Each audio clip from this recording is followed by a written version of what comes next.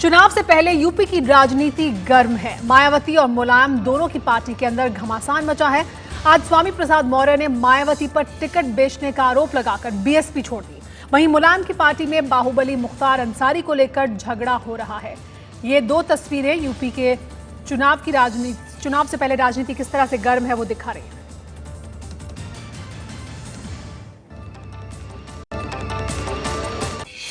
चुनाव से पहले यूपी में राजनीतिक पारा गर्म हो गया है। मायावती की पार्टी के सबसे बड़े नेताओं में से एक स्वामी प्रसाद मौर्य ने बीएसपी के खिलाफ बगावत कर दी है। मौर्य का कहना है कि मायावती दलित की नहीं, दौलत की बेटी है। स्वामी प्रसाद मौर्य मायावती की पार्टी बीएसपी के विधायक दल के नेता हैं। वो यूपी विधानसभा में विपक्ष के नेता भी हैं। वो मायावती के सबसे करीबी माने जाने वाले नेताओं में से एक हैं। लेकिन आज उन्होंने ऐसी बात कह दी जो मायावती ने कभी सोची भी नहीं होगी। सुश्री बहन मायावती जी बाबा साहब डॉक्टर अम्बेडकर और मानवर कांशीराम जी के विचारों की हत्या कर रही हैं और जिस तरीके से टिकटों की बड़े पैमाने पर नीलामी हो रही है, उससे बहुजन समाज पार्टी आज नीलामी का बाजार बन गया है। बीएसपी के बाद मौर्य का अगला ठिकाना क्या होगा, अभी इसको लेकर सस्पेंस बना हुआ है। स्वामी प्रसाद मौर्य के आरोपों पर मायावती ने पलटवार किया है। मायावती ने कहा है कि स्वामी प्रसाद मौर्य अपने बेटे और बेटी के लिए टिकट मांग रहे थे, जिसके लिए उन्होंने मना कर दिया था। जो गलती हमने सन 2012 में की असेंबली के चुनाव में, इस बार सन 2017 के असेंबली के चुनाव में वो गलती हम दोबारा से दोहराने वाले नहीं थे। हम इनके साथ साथ इनके लड़की को टिकट देने वाले कतई नहीं थे। हमारी पार्टी परिवारवाद को बिल्कुल भी बढ़ावा देने वाली नहीं है। पैसा लेकर टिकट बेचने के आरोपों पर मायावती ने मौर्य से पूछा 2012 में अपने बेटे बेटी के टिकट के लिए उन्होंने कितना पैसा दिया था। कौमी एकता दल के समाजवादी पार्टी में विलय को लेकर मुलायम सिंह के परिवार में महाभारत छिड़ गई है। सीएम अखिलेश यादव और मंत्री चाचा शिवपाल यादव आमने सामने आ गए हैं। बाहुबली मुख्तार अंसारी की पार्टी कौमी एकता दल के विलय को लेकर अखिलेश नाराज है और उन्होंने अपने कैबिनेट के मंत्री बलराम यादव को बर्खास्त करने के साथ ही आज के अपने सभी कार्यक्रम रद्द कर दिए। माना जा रहा है कि बलराम यादव के कहने पर ही शिवपाल ने मुख्तार की पार्टी का समाजवादी पार्टी में विलय करवाया। मेरी लाश समाजवादी पार्टी के ही झंडे में चाहूंगा कि ईश्वर, इसमें मुझे कोई सोचने के लिए अब मेरे लिए कोई वह नहीं है। हालांकि शिवपाल कह रहे हैं ये मुलायम सिंह के कहने पर ही हुआ है। यूपी में अगले साल के शुरुआत में विधानसभा के चुनाव होने हैं। सत्ताधारी समाजवादी पार्टी बाहुबलियों के सहारे चुनाव जीतने की फिराक में है, लेकिन अखिलेश यादव अपनी छवि को लेकर फिक्रमंद है। राजस्थान के बीकानेर में जमीन सौदे में धांधली को लेकर ईडी ने सोनिया गांधी के दामाद रॉबर्ट वाड्रा की कंपनी को नोटिस भेजा। रॉबर्ट वाड्रा की company Skylight hospitality private limited company में वाड्रा और उनकी मां मारिन वाड्रा डायरेक्टर हैं। ईडी ने अपने नोटिस में वाड्रा की कंपनी स्काईलाइट से बीकानेर जमीन खरीद मामले से जुड़े दस्तावेज मांगे हैं। ईडी ने इस मामले में मनी लॉन्ड्रिंग के तहत मामला दर्ज किया है। आरोप है कि रॉबर्ट वाड्रा की कंपनी स्काईलाइट ने 2008 में बीकानेर में गलत तरीके से खरीदी गई 79 लाख की जमीन 4 साल बाद करोड़ों रुपए में बेच दी। Why are you guys responding to it? Apparently we were received it at 4 o'clock today, but you received it a day before. Reserve bank के गवर्नर रघुराम राजन के बाद बीजेपी सांसद सुब्रमण्यन स्वामी ने मुख्य आर्थिक सलाहकार अरविंद सुब्रमण्यन को हटाने की मांग की है। अरविंद का नाम रिजर्व बैंक के नए गवर्नर को लेकर चर्चा में है। स्वामी का कहना है कि हाल ही में अरविंद सुब्रमण्यन ने देश की पेटेंट नीति का विरोध किया था। स्वामी ने ये भी आरोप लगाया कि 2013 में केंद्र में मोदी सरकार आने से पहले अरविंद ने स्थानीय दवा उद्योग के हित में अमेरिकी कांग्रेस से भारत के खिलाफ कार्रवाई करने को कहा। इसके अलावा स्वामी का ये भी आरोप है कि जीएसटी पर अड़ियल रुख अपनाने के लिए भी कांग्रेस को अरविंद ने ही प्रोत्साहित किया। कांग्रेस नेता दिग्विजय सिंह का कहना है कि लक्ष्य अरविंद सुब्रमण्यन नहीं बल्कि अरुण जेटली है। अरुण जेटली ने ही अरविंद सुब्रमण्यन को मुख्य आर्थिक सलाहकार बनाया था। न्यूक्लियर सप्लायर ग्रुप में भारत को जगह दिलाने के मकसद से विदेश सचिव एस जयशंकर दक्षिण कोरिया रवाना। चीन ने दिए समर्थन के संकेत। विदेश सचिव एस जयशंकर दक्षिण कोरिया की राजधानी सियोल पहुंच गए। कल सियोल में न्यूक्लियर सप्लायर्स ग्रुप की सालाना बैठक है। विदेश मंत्रालय का मानना है कि चीन इसमें सकारात्मक भूमिका निभा सकता है। ऐसा इसलिए कहा जा रहा है क्योंकि चीन के विदेश मंत्रालय का कहना है कि भारत और पाकिस्तान को एनएसजी में शामिल करने के लिए एनएसजी सदस्यों की 3 दौर की अनौपचारिक बैठक हुई है। भारत को अगर एनएसजी में जगह मिल गई तो फिर परमाणु बिजली बनाने के लिए तकनीक और यूरेनियम जैसे रॉ मटेरियल बड़ी आसानी से मिल सकेंगे। एनएसजी देशों के संगठन में भारत को शामिल किए जाने की मुहिम के बीच प्रधानमंत्री Narendra Modi Shanghai Cooperation Organisation की बैठक में हिस्सा लेने उज्बेकिस्तान जा रहे हैं। उज्बेकिस्तान की राजधानी ताशकंद में प्रधानमंत्री नरेंद्र मोदी चीनी राष्ट्रपति शी जिनपिंग से न्यूक्लियर सप्लायर्स ग्रुप में भारत की सदस्यता को लेकर भी बातचीत कर सकते हैं। 23 और 24 जून को चलने वाले इस सम्मेलन में रूस के राष्ट्रपति पुतिन, पाकिस्तान के राष्ट्रपति और अफगानिस्तान के राष्ट्रपति भी शामिल होंगे। खास बात यह है कि कल ही सियोल में न्यूक्लियर सप्लायर्स ग्रुप की सालाना बैठक भी है, जिसमें भारत की सदस्यता पर बात हो सकती है। आम आदमी पार्टी के निशाने पर दिल्ली के एलजी नजीब जंग, शीला दीक्षित और रिलायंस से जुड़े एफआईआर पर कथित तौर पर कोई कार्रवाई न करने को लेकर एलजी पर ही एफआईआर करने की मांग की, इस्तीफा भी मांगा। आम आदमी पार्टी के दर्जन भर विधायक दिल्ली के एलजी नजीब जंग से बगैर किसी अपॉइंटमेंट के मिलने पहुंचे, लेकिन उनकी मुलाकात एलजी से नहीं हो पाई। आम आदमी पार्टी का आरोप है कि 49 दिनों की केजरीवाल की सरकार में शीला दीक्षित के खिलाफ दर्ज 4 केस और केजी बेसिन के मामले में मुकेश अंबानी के खिलाफ दर्ज एक केस की फाइल को उपराज्यपाल नजीब जंग ने दबा रखा है। जम्मू कश्मीर की मुख्यमंत्री महबूबा मुफ्ती की किस्मत दांव पर, उपचुनाव में कांग्रेस और एनसी के उम्मीदवारों से कड़ी टक्कर। जम्मू कश्मीर के अनंतनाग में पोलिंग बूथ में लगी ये लाइन जम्मू कश्मीर की सीएम महबूबा मुफ्ती की किस्मत तय करेगी। मुफ्ती फिलहाल विधानसभा की सदस्य नहीं हैं, इसीलिए ये उपचुनाव हो रहे हैं। उनका मुकाबला कांग्रेस के हिलाल शाह और नेशनल कॉन्फ्रेंस के इफ्तिखार मिसगर से है। चुनाव का नतीजा 25 जून को आएगा। जम्मू कश्मीर में इस वक्त पीडीपी और बीजेपी की गठबंधन सरकार है। भारत ने रचा इतिहास। भारतीय अंतरिक्ष अनुसंधान संगठन यानी इसरो ने पहली बार एक साथ 20 सैटेलाइट को किया लॉन्च। सुबह 9:26 पर इन्हें आंध्र प्रदेश के श्रीहरिकोटा अंतरिक्ष सेंटर से PSLV C-34 रॉकेट के जरिए लॉन्च किया गया। एक साथ 20 उपग्रहों को भारत ने पहली बार भेजने में सफलता हासिल की है। पृथ्वी की निगरानी करने वाले कार्टोसैट 2 सैटेलाइट के जरिए बेहद साफ तस्वीरें मिल सकेगी।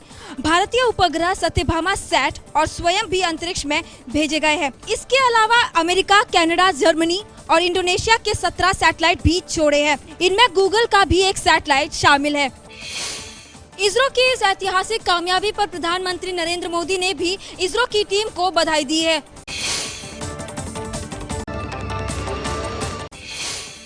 यूपी के इलाहाबाद में टमाटर की बढ़ती कीमत को लेकर कांग्रेस कार्यकर्ताओं ने जारी किया पीएम नरेंद्र मोदी का अनूठा पोस्टर। पीएम मोदी का ये पोस्टर इलाहाबाद कांग्रेस के कार्यकर्ताओं ने सोशल मीडिया पर जारी किया है, जो खूब वायरल हो रहा है। पोस्टर को फिल्म उड़ता पंजाब की तर्ज पर बनाया गया, जिसमें शाहिद कपूर की फोटो पर पीएम मोदी की तस्वीर है और नीचे टमाटर की। और टमाटर महंगे होने की वजह से पोस्टर को उड़ता टमाटर नाम दिया गया है। देश भर में टमाटर की कीमतें आसमान छू रही हैं। इलाहाबाद में टमाटर 50 से 60 रुपए किलो तक बिक रहा है। कांग्रेस कार्यकर्ता बढ़ते हुए दामों के लिए सरकार की गलत नीतियों को जिम्मेदार ठहरा रहे हैं। यूपी के कानपुर में गंगा बैराज में सेल्फी लेने के चक्कर में पानी में बहे 7 लड़के, 6 की मौत। लगातार हो रही बारिश से मौसम खुशनुमा हुआ तो सत्यम नाम का छात्र अपने 5 दोस्तों के साथ गंगा किनारे पहुंच गया। बताया जा रहा है कि बांध पर बैठकर सभी सेल्फी ले रहे थे, तभी एक छात्र गंगा में गिर गया। उसे बचाने बाकी 5 दोस्त भी गंगा में कूद गए। किनारे बैठा मकसूद नाम का युवक भी 6 दोस्तों को बचाने पानी में कूदा, लेकिन मकसूद समेत 6 छात्रों की पानी में डूबने से मौत हो गई। गोताखोरों ने 6 शव निकाल लिए, लेकिन सत्यम की तलाश जारी है। आरोप है कि डूबने की खबर देने के करीब 2 घंटे बाद पुलिस पहुंची। गोताखोरों को भी दूसरे घाट से बुलाया गया। बिहार के अलग अलग इलाकों में बिजली गिरने से 50 से ज्यादा लोगों की मौत हो गई है। बिहार में कल दिन भर मानसून की पहली बारिश हुई थी और पहले दिन ही बिजली गिरने से जान माल की बड़ी क्षति हुई है।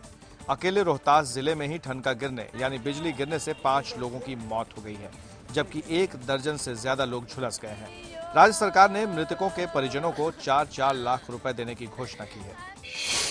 आकाश में जब बादल एक दूसरे से टकराते हैं तो ऊर्जा निकलती है, और यही ऊर्जा जब जमीन पर गिरती है तो लोग उसमें झुलस जाते हैं और यहाँ तक कि लोगों की मौत हो जाती है। कोलकाता में मेट्रो रेल के सामने कूदकर 50 साल के एक शख्स ने दी जान। कोलकाता के इसी शोभा बाजार मेट्रो स्टेशन के अंदर 50 साल के एक शख्स ने ट्रेन के सामने कूदकर जान दे दी। इस शख्स का नाम और आत्महत्या की वजह का अभी पता नहीं चल पाया है। ये ट्रेन दमदम स्टेशन से जा रही थी। इस हादसे की वजह से मेट्रो ट्रेन की सेवाएं काफी देर तक बाधित रही। कोलकाता मेट्रो रेल के सामने कूदकर जान देने की ये पहली घटना नहीं है। पिछले कुछ महीनों में ऐसी कई घटनाएं सामने आ चुकी हैं। मानसून अब तेजी से आगे बढ़ रहा है। पश्चिम में गुजरात के सूरत तक मानसून पहुंच गया है। सूरत से होते हुए मानसून मध्य प्रदेश के रतलाम पहुंचा। यहां से यूपी के झांसी और लखनऊ होते हुए उत्तराखंड के देहरादून पहुंचा और यहां हिमाचल के ऊना होते हुए जम्मू कश्मीर में जम्मू से आगे बढ़ गया है। इलाहाबाद में मानसून की बारिश ने लोगों को गर्मी से राहत दी, लेकिन बारिश की वजह से कई इलाकों में पानी भर गया, जिसकी वजह से लोगों को काफ़ी दिक्कत हुई। कल जम्मू कश्मीर, उत्तराखंड, पूर्वी उत्तर प्रदेश, बिहार, मध्य प्रदेश और छत्तीसगढ़ तथा हिमाचल में बारिश होने के अनुमान हैं। ब्रिटेन यूरोपियन यूनियन में रहेगा या नहीं, इसका फैसला कल हो जाएगा। पूरी दुनिया की नजरें ब्रिटेन में होने वाले जनमत संग्रह पर टिकी हुई हैं। कल ब्रिटेन की जनता को जनमत संग्रह के जरिए यह फैसला करना है कि वो 28 देशों के समूह यूरोपियन यूनियन में बने रहना चाहते हैं या नहीं। यूरोपियन यूनियन से नाता तोड़ लेने के पक्षधर लोगों की दलील है कि शरणार्थी संकट के बीच प्रवासियों की वजह से स्थानीय लोगों की नौकरियों में खतरा आ गया है। इसके अलावा ब्रिटेन हर साल यूरोपियन यूनियन को अरबों रुपए दे रहा है, जिससे उसको कोई फायदा नहीं मिल रहा। जबकि यूरोपियन यूनियन में रहने के पक्षधर खेमे की दलील है कि यूरोपियन यूनियन में बने रहना ब्रिटेन की अर्थव्यवस्था के लिए ज्यादा अच्छा रहेगा और इस फायदे के सामने प्रवासियों का मुद्दा कुछ भी नहीं है। ब्रिटेन के पीएम डेविड कैमरन चाहते हैं कि ब्रिटेन अलग ना हो। अगर ब्रिटेन यूरोपियन यूनियन से बाहर होता है तो इसका असर भारत पर भी पड़ सकता है। भारत और ब्रिटेन के बीच करीब 1 लाख करोड़ रुपए का सालाना कारोबार होता है। ब्रिटेन में भारत की 800 कंपनियां काम करती हैं। ऐसे में भारतीय कंपनियों के लिए यूरोप में घुसने का रास्ता ब्रिटेन से शुरू होता है। ब्रिटेन के यूरोप से अलग होने पर यूरोप के देशों से नए करार करने होंगे। कंपनियों का खर्च बढ़ेगा, अलग कानून से जूझना होगा। यूरो पाउंड के झगड़े में दुनिया भर में डॉलर की मांग बढ़ेगी। ऐसे में डॉलर के मुकाबले रुपए की कीमत घटेगी। ऐसा होने से भारत को कच्चे तेल के लिए ज्यादा डॉलर देने होंगे, यानी भारत में पेट्रोल और डीजल की कीमत बढ़ सकती है। ऐसे में ब्रिटेन में कल होने वाले जनमत संग्रह पर भारत की भी गहरी दिलचस्पी है। पाकिस्तान में मशहूर कव्वाल अमजद साबरी की हत्या, कराची में गोली मारी गई। अमजद साबरी कुछ दिन पहले ही अमेरिका और यूरोप के कई देशों में शो करके लौटे थे। उन्हें जान से मारने की धमकियां भी लगातार मिल रही थी। लेकिन आज कराची के लियाकताबाद 10 इलाके में अमजद कादरी अपनी कार में कहीं जा रहे थे, तभी बीच रास्ते में 2 बंदूकधारियों ने उन पर ताबड़तोड़ गोलियां चलाईं। साबरी की मौत अस्पताल ले जाते वक्त हुई। अमजद साबरी को दुनिया भर में उनके सूफियाना कव्वाली की वजह से जाना जाता था। संगीत के बदलते दौर में भी अमजद साबरी ने कव्वाली की परंपरा को बरकरार रखा था। अमेरिका के राष्ट्रपति पद की डेमोक्रेटिक पार्टी की उम्मीदवार हिलरी क्लिंटन फिर बनी नानी। अपने नवासे को गोद में लेने वाली तस्वीर हुई जारी। इस तस्वीर में हिलरी क्लिंटन और उनके पति बिल क्लिंटन अपने नवासे को दुलार करते नजर आ रहे हैं। हिलरी 3 दिन पहले ही नानी बनी है। उनकी बेटी चेल्सी क्लिंटन ने एक बेटे को जन्म दिया है। चेल्सी को 2 साल पहले एक बेटी भी हुई थी। हिलरी की बेटी चेल्सी क्लिंटन अपनी मां के चुनाव प्रचार में सक्रिय भूमिका निभाती रही है। दिलचस्प बात यह है कि राष्ट्रपति पद के रिपब्लिकन पार्टी के उम्मीदवार डोनाल्ड ट्रंप भी हाल में तीसरी बार नाना बने हैं। 20वीं सदी के महान स्पेनिश चित्रकार पाब्लो पिकासो की एक पेंटिंग 400 करोड़ रुपए में बिकी। लंदन में हुई नीलामी। चित्रकार पाब्लो पिकासो की 1909 में बनाई हुई ये पेंटिंग 400 करोड़ रुपए में बिकी है। ये पिकासो की प्रेमी फर्नांड ओलिवर पर आधारित है। क्यूबिज्म नाम की इस तरह की चित्रकारी कला के लिए इससे पहले इतनी कीमत कभी नहीं दी गई। पाब्लो पिकासो का निधन 1973 में हुआ था। उनकी बनाई कलाकृतियां कई सालों से करोड़ों रुपए में बिक रही हैं। सलमान खान के बलात्कार वाले बयान पर अभिनेत्री कंगना रनौत का बयान। सलमान के बयान को संवेदनहीन बताया। We all agree, right? It's a horrible thing to say, and it is something which is extremely insensitive. अभी तक सलमान खान ने अपने बयान पर कुछ भी नहीं कहा है। हालांकि उनके पिता सलीम खान सलमान खान की तरफ से माफी मांग चुके हैं। आईफा अवार्ड में जाने के लिए मुंबई एयरपोर्ट पर लगा सितारों का मेला, लेकिन सितारों के बीच नहीं दिखे सलमान खान। ये तस्वीरें मुंबई के छत्रपति शिवाजी अंतर्राष्ट्रीय एयरपोर्ट की हैं, जहां से सभी सितारे आईफा समारोह में हिस्सा लेने के लिए स्पेन रवाना हुए। लेकिन सभी की नजरें सलमान खान पर लगी थी, जो कहीं नजर नहीं आए। स्पेन में होने वाले आईफा समारोह में सलमान खान को भी परफॉर्म करना है। सलमान खान ने सुल्तान की शूटिंग की बात साझा करते हुए अपनी तुलना बलात्कार पीड़ित से की थी, जिसके बाद से वो विवादों में हैं और विवाद के बाद से अब तक सामने नहीं आए हैं।